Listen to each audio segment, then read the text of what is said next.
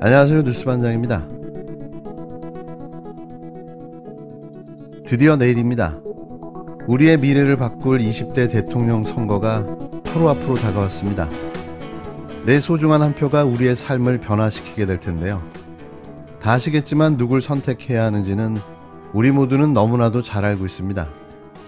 유능과 무능, 상식과 비상식, 도덕과 부도덕, 프로와 아마추어, 수없이 많은 단어를 나열해가며 그를 비판할 수 있을 텐데요. 이번 선거는 역대 최악의 후보의 등장으로 많은 국민들을 경악과 충격에 빠뜨리기도 했습니다. 어떻게 저런 사람이 국가의 지도자가 되겠다고 후보로 나설 수 있나 하는 이유에서였는데요. 이제 내일 저녁이면 누가 대통령으로 당선될지가 드러날 텐데요. 마지막 유세인 오늘까지도 최선을 다해 끝까지 달려보겠습니다. 윤석열 국힘당 대선 후보, 그의 유세에서는 미래와 희망이 없습니다. 오로지 상대 진영을 향한 비판과 비난, 폄훼와 조롱, 저주의 말만 있을 뿐인데요. 전 윤 후보가 유세에서 자신의 공약을 이야기하는 걸 들어본 적이 없습니다. 이건 유세 기간 내내 계속됐는데요. 자신이 대통령이 돼서 무엇을 하겠다는 이야기는 없고 무조건 비난을 일삼으며 보복을 다짐하고 있습니다. 그가 진짜 하려는 정치는 뭘까요? 그가 만들고자 하는 대한민국은 과연 어떤 모습일까요? 대선을 이틀 남긴 7일에도 그의 저주의 말은 계속됐는데요. 워낙 부정부패 비리가 많으니까 유능한 경제 대통령이라고 해서 물타기를 하는데, 경제라는 것은 대통령이 살리는 게 아닙니다. 부정부패하는 머슴은 그건 머슴이 아닙니다. 그건 나쁜 놈입니다. 그거는 조선시대 같으면은 곤장 좀 맞고 쫓겨나야 되는, 그죠? 데모 좀 했다고 그래가지고 그 족보팔이 해가지고 그렇게 벼슬자리하고 이권에 악착같이 집착합니다. 저런 부패 사건이 벌어졌으면, 아니 시장이 몸통이지 실무 책임자가 몸통입니까? 최저임금보다 조금 적더라도 일하겠다는 그런 근로자들은 일자리를 다 잃게 되지 않습니까? 아니 그러면 150만원, 170만원 받고 일하겠다는 분 일 못하게 해야 됩니까? 부정부패 비리가 많다. 유능한 경제 대통령은 물타기다. 경제는 대통령이 살리는 게 아니다. 되먹지 못한 머슴, 곤장을 쳐야 한다. 데모했다고 족보팔이하며 벼슬자리에 집착하는 세력. 단 한 개라도 맞는 말이 있나요? 자신의 영혼까지 갉아먹는 그의 저주의 말은 이날도 계속됐습니다. 국힘당 윤석열 후보는 경기 남부권 8개 지역을 돌며 수도권 집중 유세를 벌였는데요. 역시나 마찬가지로 대장동 의혹 등을 거론하며 이재명 후보와 민주당을 향해 비난에 집중했습니다. 유능한 경제 대통령이라는 이 후보의 슬로건은 비리 감추기용 물타기라고 주장하는가 하면, 이 후보가 정치 교체를 내세운 데 대해선 정치인은 머슴, 국민은 주인에 빗대 국민을 우습게 하는 것이라고도 주장했는데요. 거듭 정권 교체를 외치고 투표로 결판을 내자고 한 윤 후보는 여당에 대한 공세 수위를 계속 높여갔습니다. 철진한 운동권 이념으로 뭉쳐 지난 5년간 나라를 망쳤다고도 했는데요. 윤 후보는 가는 곳마다 현 정부의 부동산 정책을 유리한 정치 지형을 위한 쇼라고 규정하고 집값에 민감한 수도권 민심에 호소했습니다. 자신의 지지 기반인 노장년층의 투표를 독려하기도 했는데요. 끝까지 눈살을 찌푸리게 하는 그의 네거티브 유세 전략은 이런 후보가 과연 또 나올 수 있을까라는 생각이 들 정도였습니다. 그는 또 유세 중에 이런 말도 했는데요. 그 강성노조 전의대로 세워서 가진 못된 짓 다 하는데 그 천병 중에 천병이 바로 언론 노조입니다. 여러분, 정치 개혁에 앞서 먼저 뜯어 고쳐야 됩니다. 말도 안 되는 허위 보도 일삼고 국민 속이고 거짓 공작으로 세뇌해 왔습니다. 여러분, 윤 후보는 전국 125개 언론사 언론인들이 가입해 있는 언론노조를 민주당 전이대라고 몰아세우면서 뜯어고치겠다고 말해 논란을 자초했습니다.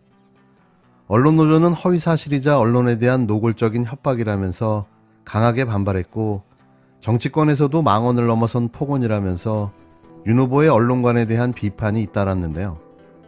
윤석열 후보는 이날 경기도 유세에서 민주당을 성토하던 중 돌연 비난의 화살을 언론노조에게 돌렸습니다. 전국 125개 언론사 15,000여 명의 언론인들이 가입해 있는 산별 노조인 언론노조를 권력을 추종하는 세력으로 규정지은 건데요. 언론노조를 뜯어고치겠다는 말까지 서슴지 않았습니다. 언론노조와 기자협회 등 6개 언론단체는 국힘당 당사를 찾아가 강하게 항의했는데요. 언론단체들은 특히 언론노조를 뜯어고치겠다는 발언은 공영언론에 또다시 피바람을 일으키겠다는 노골적인 협박이라고 비판했습니다. 그러면서 허위사실 유포에 대한 법적인 책임을 묻겠다고 밝혔는데요. 정치권도 강하게 비판하고 나섰습니다.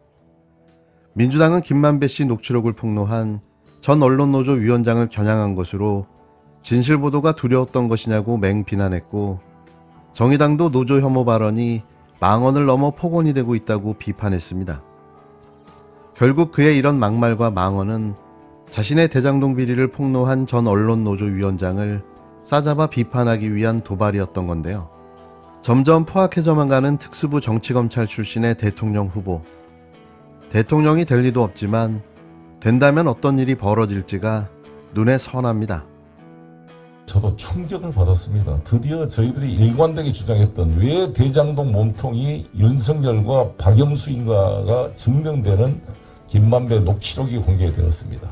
여기서 실제로 김만배가 얼만큼 이 조우영이라는 사람을 박영수 특검을 소개를 해서 윤석열이 그를 봐주기 수사를 했는지가 드러났습니다. 바로 대장동의 핵심은 최초의 1155억 원의 부산저축은행 부실대출이 바로 종잣돈이었던 것입니다. 그것을 중간 브로커 매개했던 조우영이 10억 3천만이라는 리베이트를 받은 것을 윤석열 당시 중수이익과장이 수사하고도 봐줬다는 그 의혹이 실체가 드러난 것입니다. 정말 심각한 상황이기 때문에 이에 대해서는 우리 당은 법사위를 소집해서 이 문제를 하고, 윤호중 대표가 어제 발표했습니다만 반드시 특검을 통해 이 진실을 밝히겠다는 말씀을 드리겠습니다. 송영길 더불어민주당 대표는 7일 2011년 부산저축은행 사건 때 검사였던 윤석열 국힘당 대선 후보가 김만배 음성 파일 보도와 관련해 대장동 몸통이 박영수와 윤석열이라는 실체가 확인된 것이라고 말했습니다. 송 대표는 MBC 라디오 김종배의 시선집중에 출연해 이같이 말했는데요. 송 대표는 2011년도 부산저축은행 사건 때 대장동 사건의 종잣돈 1155억 원을 빌려준 대가로 조우영이 10억 3천만 원을 받았다는데 그걸 수사기소 안 했다는 것은 있을 수 없는 일이다라며 그 실체가 김만배 녹취록을 통해 드러났다고 말했습니다. 송 대표는 윤 후보가 답하길 PF 대출이 아니라 일반 대출이었고 심부름만 하던 사람이었기 때문에 기소하지 않았다고 했는데 상식적으로 말이 안 되는 일이라고 꼬집었는데요. 송 대표는 또 김만배는 상갓집에서 잠깐 스쳐가는 사이였고 알지는 못한다고 했는데 모를 수 없는 사실이 확인된 것이라며 김만배의 누나가 어떻게 연희동 윤석열 아버지 집을 사줬는지가 다 연결된 것 같다고 일갈했습니다. 송 대표는 이번 녹음 파일이 허위라고 반박한 국힘당을 향해 그분을 가지고 그렇게 우려먹다가 자기들한테 불리한 진술이 나오면 거짓말이고 범죄 피의자의 말이라고 하는 건 자기 모순이라고 비판했는데요. 그러면서 송 대표는 오늘 이런 사건이 발생했고 호남이 결집했다라며 이재명을 지지하는 분들의 결집도가 좀 더 높을 것이라는 말을 이어갔습니다.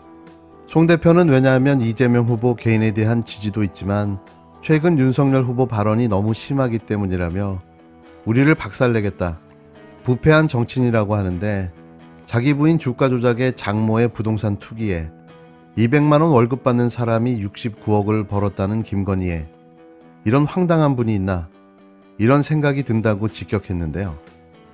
송 대표는 이어 우리하고 비슷한 나이 또래이지 않냐라며 1980년대에도 그래도 우리는 민주주의를 위해 싸우다가 감옥에 갔는데 검사하다가 사시 합격하려고 하다가 군대도 안 간 사람이 우리를 이렇게 윽박지를 자격이 있냐라고 말했습니다. 그는 정치를 떠나서 인간이 되먹은 인간인가라면서 자기를 검찰청장 시켜준 문재인 대통령한테 저게 인간으로서 할 도리인가라고 사자후를 날렸는데요. 윤석열은 볼수록 신기한 인간은 맞긴 합니다. 그 인간의 운명이 내일 최종 결정되어질 텐데요. 그의 미래가 궁금해집니다. 근데 얘가 이제 다른 기자를 통해서 찾아와. 조우영이가 나를. 아, 조우영이 찾아온다고? 왜냐면 형님 제가 이렇게 수사받고 있는데 다른 기자분들이 해결했는데 못 해주는데 형님 좀 해결해 주세요. 그래서 그래? 근데 형이 직접 가서 얘기하기는 어렵다. 응? 내가 이 법조 오래 기자인데 내가 검사한테 가서 대검 가서 내가 다 안다 솔직히 아는데 응? 내 동생이니까 해줘라 하면 어떻게 되겠냐. 내가 돈 받고 해주는 줄 알지. 성렬이 형 내 동생이야 이렇게 어떻게 하냐. 그 당시에 윤석열이 과장 조 남편이 주임검사야. 그래서 박영수를 소개해줘 내가. 아, 조우영한테? 네, 박영수 변호사를. 네. 그래도 나름대로 이제 그물을 소개해줬네.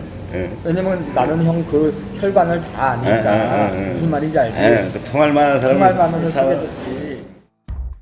그래서 박영수 변호사를 소개해줬더니 박영수가 진단을 해더니 나한테 야 그놈 보고 가서 덜덜덜덜 떨고 오니까 커피 한 잔 마시고 오라래. 검찰 들어가서 대검에서 부르면 가서 커피 한 잔 마시고 오라래. 그래서 내가 나도 모르고 그냥 야 형님이 그랬는데 커피 한 잔 마시고 그랬다. 그러니까 진짜로 갔더니 커피 한 잔 주면서 너는 얘기 다 들었어. 그렇지 가 인마 이러면서 보내더래. 그 누가 아까 그 검사가? 아니, 누가? 윤석열이다. 네가 조우영이야 이러면서. 윤석열한테서 윤석열이가 보냈단 말이야? 그럼 그 커피 뭐 하면서 뭐 몇 가지를 했더니 보내주더래. 그래서 사건이 없어졌어. 근데 그럼 아니 잠깐만. 조우영이 그러니까 박영수가 이거 기사 나가면 나도 안 돼. 이게 박영수가 그러면 윤석열하고 통했던 거야? 윤석열이를 데리고 있던 애지. 아니 데리고 있었기 때문에 통했지. 그냥 봐줬지. 그래서 부산저축은행 회장만 꼬링시키고 부회장 김양 부회장도 꼬링시키고 이랬지.